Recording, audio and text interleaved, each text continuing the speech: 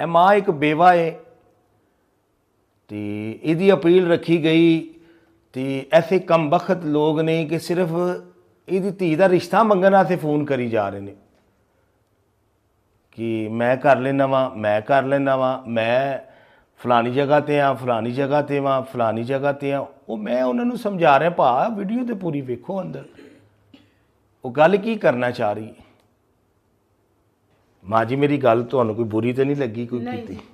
ਦੇਖੋ ਕਿ ਲੋਕ ਨਾ ਰਿਸ਼ਤਾ ਮੰਗਣ ਦੀ ਕੋਸ਼ਿਸ਼ ਕਰਦੇ ਨੇ ਕਿ ਯਾਰ ਸਾਨੂੰ ਰਿਸ਼ਤਾ ਮਿਲ ਜੇ, ਰਿਸ਼ਤਾ ਮਿਲ ਜੇ।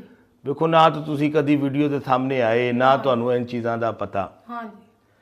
ਤੇ ਅੱਲਾ ਸੋਨੇ ਨੇ ਤੁਹਾਡਾ ਕੰਮ ਕਰ ਛੜਿਆ, ਮਾਲਿਕ ਨੇ, ਅੱਲਾਹ ਤਾਲਾ ਨੇ ਕੀਤਾ ਖੁਦਾ, ਉਹਨੇ ਕਰ ਛੜਿਆ। ਅੱਜ ਖੁਸ਼ ਨਹੀਂ ਲੱਗਦੇ? ਹਾਂਜੀ ਨਹੀਂ ਖੁਸ਼ੀ ਫਿਰ ਟੈਨਸ਼ਨ ਤਾਂ ਹੁੰਦੀ ਜੇ ਬੇਟੀਆਂ ਵੀ ਅਗਲੇ ਘਰ ਭੇਜੋ।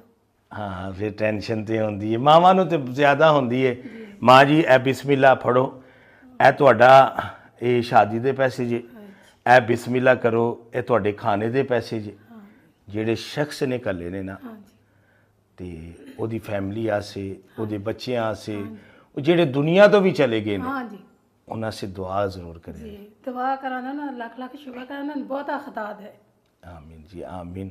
ਬਸ ਦੁਆਵਾਂ 'ਚ ਯਾਦ ਰੱਖਿਆ ਜੇ ਔਰ ਹਮੇਸ਼ਾ ਦੁਆਵਾਂ 'ਚ ਤੁਸੀਂ ਯਾਦ ਰੱਖਣਾ ਹੈ। ਨਹੀਂ ਨਹੀਂ ਖੁਦਾ ਕਰੇਗਾ ਕਰਾਂ ਦੇ ਯਾਦ ਕਰੀ ਤੇ ਜਿੱਥੋਂ ਆਦੇ ਨਮਕ ਖਾਓ ਉਸ ਘਰ ਨੂੰ ਯਾਦ ਕਰੋ। ਨਮਕ ਕੋਈ ਨਹੀਂ ਮੈਂ ਦਿੱਤਾ ਤੁਹਾਨੂੰ, ਇਹ ਸਮਝੋ ਇਹ ਤੁਹਾਡੀ ਬੇਟੀ ਦਾ ਜਿਹੜਾ ਸੀ ਨਾ ਹੱਕ ਸੀ, ਉਹ ਜਿਹੜਾ ਜੋ ਵੀ ਸੀ ਉਹ ਤੁਹਾਨੂੰ ਮਿਲ ਗਿਆ।